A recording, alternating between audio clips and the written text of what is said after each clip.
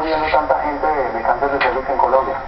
La enfermedad maligna del cuello uterino se produce por una infección persistente, es una infección que se adquiere sexualmente y que lentamente va dañando el cuello uterino o el cuello de la matriz. La ventaja de estas infecciones es que la gran mayoría de infecciones desaparecen. El problema de estas infecciones es que no producen síntomas, razón por lo cual si la mujer no atiende a sus controles periódicos para la detección oportuna del cáncer de cuello uterino, estas enfermedades siguen su curso y desafortunadamente en nuestro país la enfermedad maligna del cuello uterino se diagnostica tardíamente. La gran mayoría de mujeres en momentos en los cuales ya ni siquiera son quirúrgicas, sino que sus tratamientos van a depender de la radioterapia y la quimioterapia. Y entre más tarde se diagnostique una enfermedad maligna, la posibilidad de curación y de sobrevivir a la enfermedad son menores. Y esa es la razón por la cual los países del tercer mundo, no solamente la enfermedad es muy frecuente, sino que ponemos la gran mayoría de las muertes por la enfermedad. Entonces, la razón es que no nos estamos haciendo las citologías cuando tiene que ser. Las mujeres no se están haciendo sus citologías con cuello o qué otra cosa puede ser. Desafortunadamente siempre las malas somos nosotras. Y entonces siempre nos dicen es que no se hacen las citologías las mujeres. Bueno, las mujeres en el país, la encuesta nacional de demografía y salud el año pasado nos mostró que el 76% de las mujeres colombianas sí nos hacemos la citología. El problema es que la gran mayoría de veces hay problemas para reclamar el resultado y poder acceder a los servicios de salud que se requieren en caso de que la citología salga normal. Hace poco hubo una campaña de citología que lideró el instituto, en el cual Paula Andrea de Zancura, quien admiro mucho porque ha sido líder en las campañas de citología en el país, decía no solamente hágasela, sino que reclame el resultado. La campaña debería decir reclame el resultado y exija que se le resuelva si la citología muestra algo malo. Muchas mujeres nunca van por el resultado, muchas mujeres ven su resultado normal y se lo guardan en el bolsillo, y muchas mujeres tienen el resultado normal, lo ven y nunca exigen que su seguro de salud les haga los exámenes correspondientes para determinar si eso existe o no existe. ¿Qué está?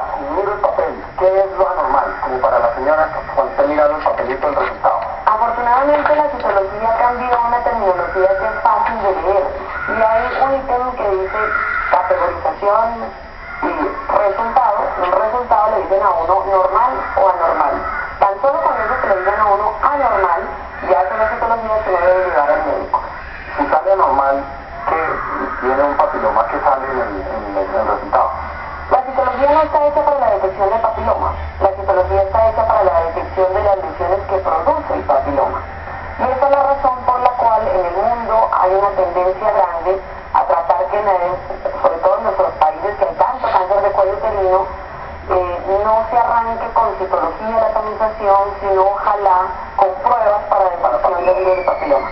El detalle es que cada país usualmente se toma su tiempo en la incorporación de nuevas tecnologías. Y usualmente países como nosotros nos tomamos más tiempo, de alguna manera, estudios técnicos y algunos otros requerimientos para poder introducir las tecnologías. Estados Unidos ya está cambiando, los países del primer mundo ya están arrancando gran parte de su sanitización con pruebas. Ellos no tienen tanto cáncer de cuello uterino como nosotros, ni se mueren tanto, nosotros sí. Muy seguramente en algún momento el país va a cambiar, pero en este momento lo que tenemos como herramienta para la detección oportuna del cáncer de cuello es la citología.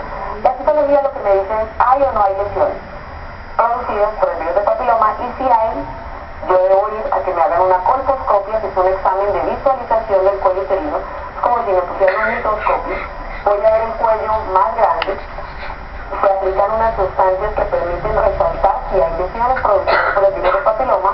Y en el caso en el que se vean estas lesiones, se toman biopsias de los sitios que se ven enfermos y ese es el que nos va a dar el resultado.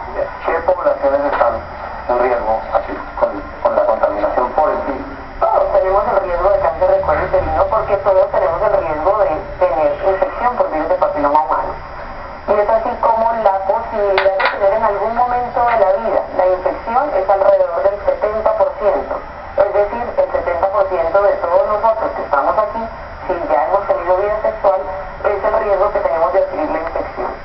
Sin embargo, la gran mayoría de infecciones por virus de papiloma humano van a ser transitorias, van a eliminarse espontáneamente y desafortunadamente nadie tiene un carnet que diga usted si se va a enfermar por el virus de papiloma o no se va a enfermar. En ese orden de ideas es muy difícil saber si yo voy a elaborar o no, es decir, no sé si voy a tener el cáncer habiendo tenido el papiloma. Es muy difícil determinar eso porque uno tiene, muy probablemente yo y el 70% de los que estamos acá hemos adquirido el virus de alguna manera y estamos de pronto en un proceso en donde estamos asintomáticos y no tenemos ninguna lesión. ¿Sí? Entonces ahí está el conflicto. Hay algunos factores asociados que hacen que el virus se porte más mal o de alguna manera, para decirlo más fácil, hacer que el virus me enferme más. El cigarrillo, el tabaco es un carcinogénico y hace que el virus de papiloma humano dañe más las células. El inicio muy temprano de vida sexual, el aumento del número de parejas es básicamente como ir a comprar más boletos de lotería. Si yo tengo más parejas, la posibilidad de que llegue virus de papiloma es más alta. El número de hijos, entre más trauma ha tenido el cuello uterino, cada vez que tenemos un hijo, el cuello tiene que abrirse. Ahí hay un trauma contra el cuello. Entre más hijos tenemos, más posibilidades hay de que el virus de papiloma entre y gane.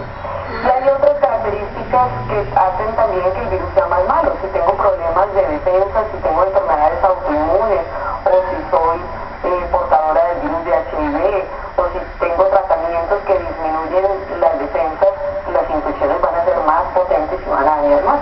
Además de esto, el virus puede contaminar otras áreas. Te voy a mostrar aquí una animación, doctora, para que la gente vea que no solamente se contamina el cervix, digámoslo así, se contamina muchas otras áreas. En la mujer, por ejemplo, puede contaminarse desde la entrada, es decir, desde la vulva, y usualmente la manifestación son verrugas, ¿no? Que pueden llegar a ser visibles. Además de eso puede contaminarse el útero, el recto, el ano, la garganta, el pene. Después las lesiones pueden aparecer en cualquiera de estos y todas son causadas por el papiloma. Entonces, hay que tener cuidado también con las relaciones sexuales no protegidas.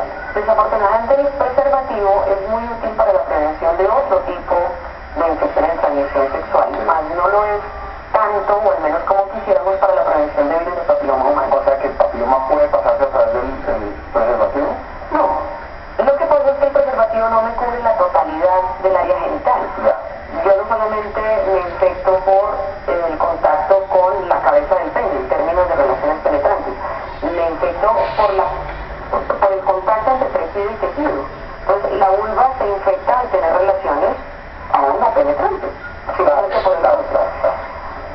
Si el preservativo fuera un podríamos dejar una bolsa que llegara hasta acá. La alarma grande del virus de papiloma humano está en cáncer de cuello uterino es porque todos los casos de cuello uterino son producidos por el virus de papiloma humano, mientras que las otras enfermedades malignas es uno de los que lo puede causar. Entonces es el factor sine qua non para que haya cáncer de cuello uterino, más, por ejemplo, para cáncer de pene, aproximadamente el 70% de los cánceres de pene se deben a virus de papiloma humano, hay un 30% que no. El cáncer de ano, el 90% de los cánceres de ano se producen por virus de papiloma, pero hay un 10% que no. Los cánceres de vagina y vulva están alrededor entre el 60 y el 70%. ¿Cáncer de cervix? ¿Sería eso? Podría ser, ¿no? Es muy difícil. Esto podría ser una foto más de una enfermedad premaligna. Es una enfermedad, además, el cáncer de cuello uterino, que nos da oportunidades muy bonitas de tratamiento, porque tiene una etapa premaligna. Es decir, antes de que se vuelva cáncer, tiene una enfermedad que es visible en la citología, que es visible en la colposcopia, y que si yo trato esa enfermedad maligna no voy a llegar al cáncer. Bien, doctora, hay una cosa que sucede mucho cuando sale una mujer contaminada con papiloma o tiene un carcinoma de cervix. Ahí mismo el marido es el culpable o se arma un problema de pareja. ¿Cómo se maneja eso? Porque es importante que los colombianos sepamos que nosotros podemos habernos contaminado mucho antes de habernos casado y no puede uno empezar a armar conjeturas acerca de qué está sucediendo en la relación. ¿Cómo es que uno va a manejar esa situación cuando una mujer? No hay ningún examen que me diga cuándo me infecté. No hay ningún examen que me diga de quién me infecté. Razón por la cual no puede uno echarle la culpa a la pareja del momento. Sería más fácil si de alguna manera culturalmente nos casáramos como ocurre en otros países en los cuales se casan a los 12 años, 13 años y ambos son vírgenes. Entonces si llegase a haber alguna infección, alguna lesión, pues uno sabe de quién fue.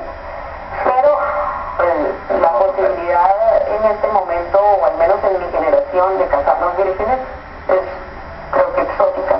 Y ustedes tampoco están vírgenes al matrimonio.